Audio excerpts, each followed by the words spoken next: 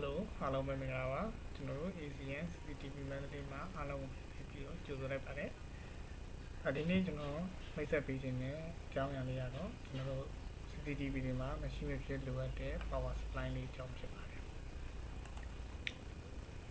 power supply မှာဆိုရင်တော့ကျွန်တော်တို့လက်ရှိကျွန်တော်ဒီအသုံးပြုနေတာ high vision ဖြစ်ပါတယ် high vision မှာကျွန်တော်တို့ဒီ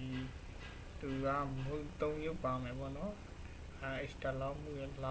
normal မှုရဆိုပြီး3မျိုးပါတယ်ကျွန်တော် high vision power supply ကိုလက်ရှိမှာကျွန်တော်အသုံးပြုနေပါတယ်သူကကျွန်တော်တို့12.1 ampere ထွက်ပါမယ် plastic နဲ့လာမယ် CCTV power supply ဖြစ်ပါတယ်သူ့ရဲ့ voltage က12 volt ပါ12 volt ကတော့ဒီမှာ minus plus ပါတယ် plus ပါတယ်ဒီမှာ minus plus 12 volt ပါမယ်ဒါကတော့ 8 channel ဖြစ်ပါတယ်သူမှာလာတာ8 channel 4 channel ဆိုပြီးတော့လာပါတယ်CCTV လိုအပ်တဲ့ပုံမူတည်ပြီးတော့ကျွန်တော်တို့ 8 channel 4 channel ဆိုပြီးတော့တက်ပေးပါတယ် CCTV မှာဒီလက်ရှိကျွန်တော် high vision ကိုတော့ကျွန်တော်ဒီအသုံးများနေပါတယ်